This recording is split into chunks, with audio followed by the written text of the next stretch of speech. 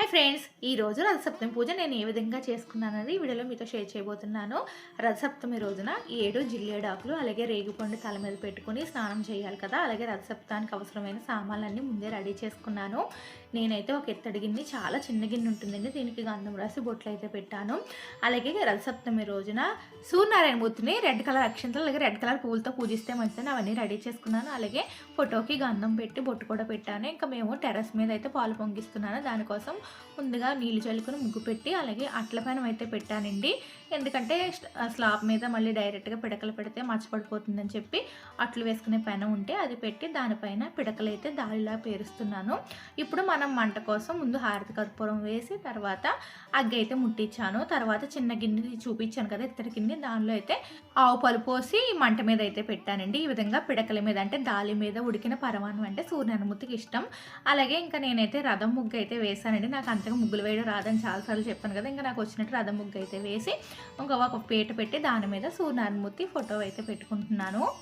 మేము ఉండేది first floor కాబట్టి మాకు ఎండ రాదండి. ఇంకా అందుకే టెర్రస్ మీదకి వచ్చి అయితే నేను చేసుకుంటున్నాను. డైరెక్ట్గా సూర్యనారాయణమూర్తి కనిపిస్తున్నారు చూడండి. ఇంకా పాలు అయితే పొంగొచ్చాయి. ఇంకా పొంగొచ్చిన తర్వాత 3 గుప్పుట్ల బియ్యం, మా వారు కూడా ఉన్నారనమాట. ఇంకా ఆయన మూడు పిడికెలు బియ్యం వేశారు. అలాగే నేను కూడా 3 పిడికెలు బియ్యం వేసాను. ఇక్కడ పరవాన్నం ఏంటంటే గరిటె పెట్టకూడదు, చెరుకు ముక్క పెట్టి పరవాన్నం కలపాలి కాబట్టి ఇంకా చెరుకు ముక్కతో పరవాన్నం అయితే కలుపుతున్నాను.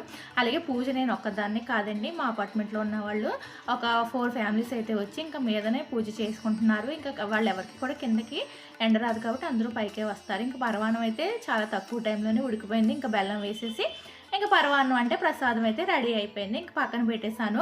ఇంకా నేను పూజకైతే ఈ విధంగా సర్దుకున్నానండి. 7 చిక్కుడాకుల్లో మనం ఈ ప్రసాదం అనేది పెట్టాలి కాబట్టి ఇంకా ముందుగా రేగిపళ్ళు పెట్టేసి తర్వాత పరవాన్నం అయితే పెట్టాను. అంటే రథానికి 7 గుర్రాలు కాబట్టి 7 ఆకుల్లో పెట్టాలి అంటారు. ముందుగా పసుపు వినాయకుని పూజ చేసుకున్నానండి. పసుపు వినాయకుడి పూజ అయిన తర్వాత సూర్యనారాయణమూర్తిని కూడా పూజించాను. ఇంకా డైరెక్ట్గానే మనకు సూర్యనారాయణమూర్తి కనిపిస్తారండి. అయినా మేము ఫోటో పెట్టుకుంటాము, అలాగే అద్దం కూడా పెడతాము ఫోటో దగ్గర. సూర్యనారాయణమూర్తి అష్టోత్తరం, సూర్యాష్టకం, ఆదిత్య హృదయం అన్నీ చదువుకున్న తర్వాత ఇంకా ధూపదీప నైవేద్యాలు స్వామివారికి సమర్పించాను.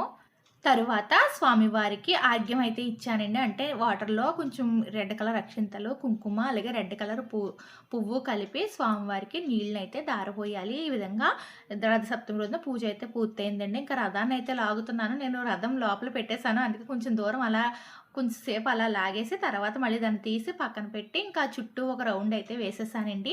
ఈ విధంగా రథసప్తమి రోజున పూజ అయితే పూర్తయింది. ఇంకా రథం చేయడం అనేది చూపించలేదు, ఇంకా చాలాసార్లు చూసే ఉంటారు కదా అని. ఇంక ఈ విధంగా మొత్తం అందరి పూజ పూర్తి అయిపోయిందండి. ఇంకెవరి మట్టుకాళ్ళు కింద వెళ్ళిపోయారు. నేను మాత్రం కొంచెం లేట్గా నా పూజ అయితే పూర్తయింది.